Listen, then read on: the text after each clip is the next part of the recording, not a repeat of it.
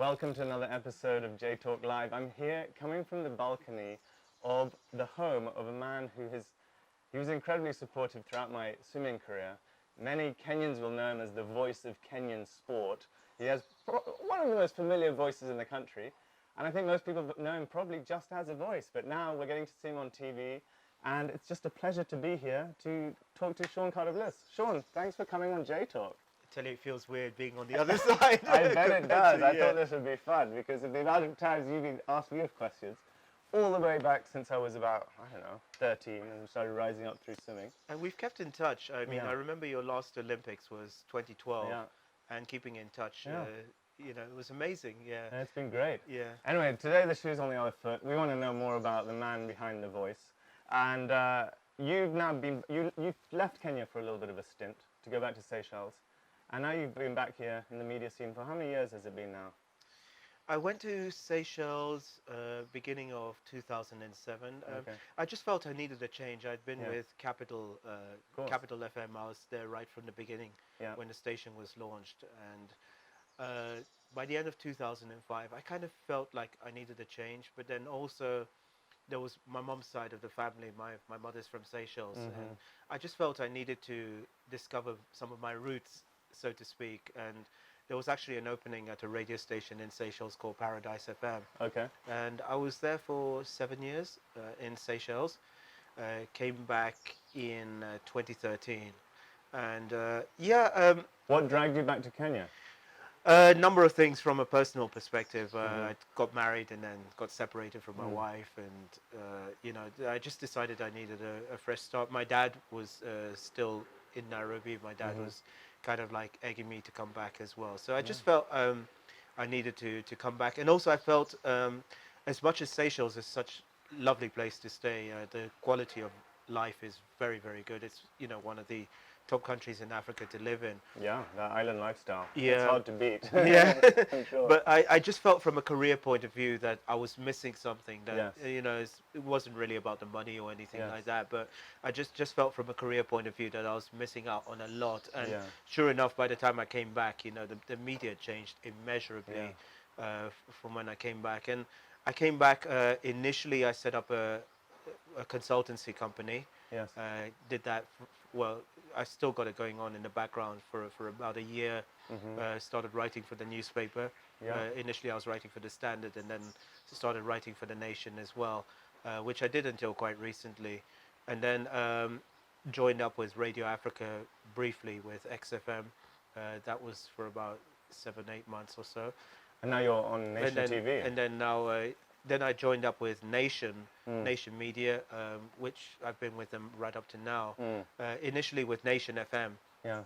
but then there was a whole bunch of restructuring at Nation Media Group with the Convergence. Convergence, for those that don't know, is where all the media sectors link up. So you got digital, TV, newspaper, radio, all linking up together. Converging. But There you go. unfortunately, a casualty of the convergence was radio, where the radio station shut down. We still have the radio station running, Nation FM, which is kind of like keep an eye out in the background for that. We're hoping to relaunch that soon. But as a consequence of that, they moved me across to NTV, which was a complete different change for me because I'd never done TV essentially, apart from a few programs I was going on and off on SuperSport. So how's it been transitioning to being in front of the camera now? It's difficult. I'm not going to lie. I've got extremely long days because I also combine it with my website. I've got a website running and also some people running my social media as well. So I'm in the office at 7 in the morning. Yes. But then because with sports, even though you see the sports on the news at 9, it's maybe about 8 to 10, 8 minutes long or something, but it's a whole day's preparation. And with TV, unlike radio where it's instantaneous, if you want something on radio, you can put it on straight away. With TV, from the script writing was completely different to radio. I've had to relearn that from scratch to actually going out with the camera, feeling comfortable in front of the camera, as you would imagine, getting used to that as well. And then finally, the editing part, which I'm still learning. you got to get your once it's all. And been you're handling approved. it all. Well, Or not you- the editing, Yeah. but we've also got a sports editor as well who basically has to approve the scripts once it's written. Yeah. You know, so it's not necessarily just because I've had all the experience in radio that you think, wow, because the scripting is quite different Yeah, to yeah, I can to imagine. radio, so it still has to be approved, and then after that, you know, once it's edited and everything, so the days are quite long. I don't get home Yeah. till 7, I 8 bet, o'clock yeah. at night usually, you know, from that. So So, I mean, from my perspective, it was always a joy to get interviewed by you because I always thought, you know, you took the sports, the media of Kenyan sports to a new level, and you really got into the depths of the issues. I felt you had a really nuanced understanding of my sport, and I would hear on other sports. You had a sporting background growing up as well, so that kind of set you up on this path. in some way. yeah, I used to do a lot of initially swimming. I got into Really? swimming, your sport. Back when I was at Pembroke in prep school. In fact, Victor Ladorum for swimming and athletics, believe it Wait, or was not. Rob Hart throwing you in the pool in the morning back then? Rob was that. Funny enough, Rob was a teacher of, Yeah, okay. of mine back then. I remember him we, well. We still keep in touch, particularly on Facebook, with him. So I really got into swimming, and then because I had a few problems with my knees, just mainly because I was so into sport and you know the wear and tear and stuff. So I got really into that, and then when I went to Hillcrest Secondary, carried on with the swimming Yeah. from that. But I always felt I was, maybe because of my height in some points or the physique or something like that, trying to keep up in terms of swimming with the talent that was around, you know, those days. Yeah. Jeremy Owori, who's now with Yeah. Barclays, Yes. you know, used to, Michael Kontos, there was a guy called John Johnson, Yeah, used to, Some great swimmers back then. classmates, yeah, there was some really, the Likalahas, Oh, yeah. you know, there's Albert And, and Anthony. Yeah, Anthony was a big idol of mine. I was trying to Yes. break his records Yes, coming yes, up. back in those days. So Yeah. yeah, we used to do a lot of. I used to do a lot of swimming till about 17, 18. And then, but also motocross concurrently, or that was later? No, I did motocross for about 4 or 5 years, from when I was about 9 till I was about 13, 14. Okay. On there, but I think my dad always had this thing about crashes and all kinds of things and Not all that, surprised. Some and bad then injuries decided from not that to. sport. Yeah, not to upgrade the bike, and then Yeah. I slowly, I think, got bored of it. Yeah. I still watch a lot of bikes. In fact, in Seychelles, I had an R6 Oh, wow. Yamaha superbike, but then also paid the price for it there. Had 28 stitches in Oh my my knee gosh. from a crash You're as nuts. well. From Well, that, people are starting to understand your kind of yeah. risk-taking, crazy side. But I mean, I guess that shows through what you've done in radio. You know, launching yourself in this career. Who were your initial mentors at Capital FM? Yeah, just before I get into radio, so then I Mm. got into cycling. Yeah. I did a lot of racing, cycling right up to the national level as well. With that, funny enough, there was a annual ride to Magadi that we used to have, Nairobi to Magadi. Yeah. And one of the people that I didn't even realize because you're so young was the young Chris Froome, No, who actually used to cycle on those sections. But he was just getting into cycling, and I was, you know, much older than him, obviously, because when he came, I think he came in 2013 Yeah. or end of 2013 after his Tour de France victory. Yeah. And I was like, "Hi, I'm Sean." And he's like, "Yeah, I remember you. Yeah. We actually cycled it." And I was Yeah, like, he's- "Wow, Chris Froome actually knows who I am." That's amazing. And stuff. So Yeah, I was with him at the All Africa Games in 2007. Yeah. And then I looked at some old photos, and we played on the same Nairobi school's rugby team It's together. incredible. Which is I so mean, funny. he has, We're both so skinny. and he's always had on his bikes until recently. I'm not sure in the last Tour de France, but he's always had a little Kenya flag Nice. on there. So he's always had this affinity. But as we all know, I mean, it's well, it could have been so much different had he still had his Kenya racing license, you know, Yeah. from that. But yeah, I was cycling all the way until I used to cycle to. I was at the local university at USIU. I used to cycle there all the time. I still used to race and all that. But funny enough, just before I was about to graduate, there was an opening actually at. This was back in '96. There was an opening at KTN, and those days KTN was still being run by the government. It was up at Nyayo House. It was the first private station, but it was up at Nyayo House, and they had an opening for a sports presenter. So I actually started out with TV, believe it or not. It's come full circle now. And I did that for a few months. Yeah. Capital had just launched. In fact, I started at my first day at KTN was on the 15th of September '96, Yeah. which was the same day that Capital launched with Linda Holt and Phil Matthews Yes. and all these Remember people. those? It's the Phil Matthews voice, From the classic. from those days. So then I finally joined up with Capital at the beginning of '97 because my uncle was actually working with them, Mickey, my dad's brother, and he managed to push me across, and we started out this. Well, there was a fledgling sports department, but it wasn't really being taken seriously. So from there, we really built up the sports department. Finally culminating, I think, about a year later. No, it was on at the moment, but then we actually started putting it all together later on in '97. The first proper Saturday afternoon sports show, which runs until now. Oh, yeah, I remember And funny that. enough, Yeah. the format is still pretty much the same as when I was over there. Quite a legacy you left then. Yeah, so yeah, we really built that up. There was a lot of firsts we did, including covering the Olympics, the 2000 Olympics. I went to, in fact, I was in Australia for 2 months. Oh, wow. We went, did the Olympics from there. Did a number of things. Had really good partnership with Emirates back in the day and the Dubai tourism. I used to go to Dubai, interview Tiger Woods twice.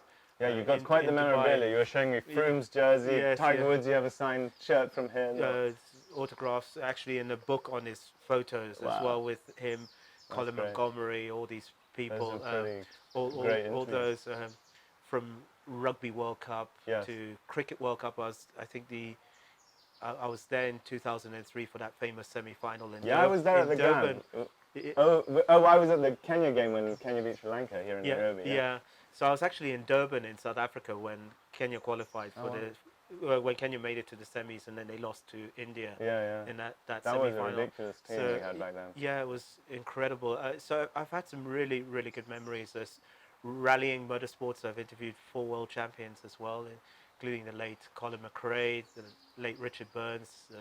Unfortunately, they both passed away from that. Young Sebastian Loeb as well. Wow. So, it's Carlos Sainz as well.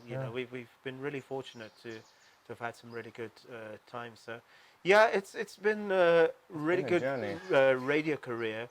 We were just getting actually reshuffling and trying to get Nation back when unfortunately they decided to close it. But as I said, we're trying to do that. But in terms of TV, it's been a really good run so far. Fantastic. Not regretting it at all, because it means actually with the newspaper writing now that I can actually work across three different medias. And I see Sean knows, as we see, hashtag. Yeah, what we're doing now is we've got the website going, seancardovillis.co.ke. So we're making it an all-encompassing sports website for Kenya in terms of whatever you want to catch on, from video to audio visuals. We've got a partnership going with the BBC as well, where I actually use their material as well from the BBC. Which I think I'm one of the very few and you're local bringing, journalists. You're not just in Kenyan sport, you're bringing it from all over the world. Yeah, so we're doing it both local and international. Probably about 80% of my followers are probably local, but we still got quite a bit of a growing following internationally as well. So it's incredible to see some of the people following, especially on Twitter. Like Christian Fuchs, the Leicester City player, won the Premier League. Suddenly see following, that's fantastic. Things like that. Congratulations! That must be incredibly gratifying. It's going well, although it's, as you would imagine, you're trying to get your media channel going as well. It's a lot of hard work trying to put it, trying to get it going. Absolutely. And everything. But you have to put in that groundwork, particularly with me being away from radio at the moment, not being heard constantly, means that you have to let people know, look, there's this going on. At the moment, we got a daily online sports update that I put on, weekdays. Wow. From that, we put it on the website and then on Twitter and Facebook. Trying to get people to know about that. We got weekly features. There's a weekly motorsports show. We have, different and updates. You often ask me if I was mentoring the swimming talent coming through. How are you working on mentoring the radio talent and TV talent that's coming through the pipeline in Kenya? It's difficult. What I'm trying to do more or less is to pass on my experience, so to speak, in terms of the people within nation or whoever's around me, to pass on that experience. The funny thing is, I'm now the inexperienced person in TV, so I'm Yeah. kind of learning. I'm sure you pick it up quick though. Learning from that. But I'm not regretting what I'm doing. Yeah. But what I want to do now is hopefully, like, particularly once radio comes back on, is to now pass that experience onto people from that. So, and also not only that, you found that for me, I don't know whether it's a good or bad thing.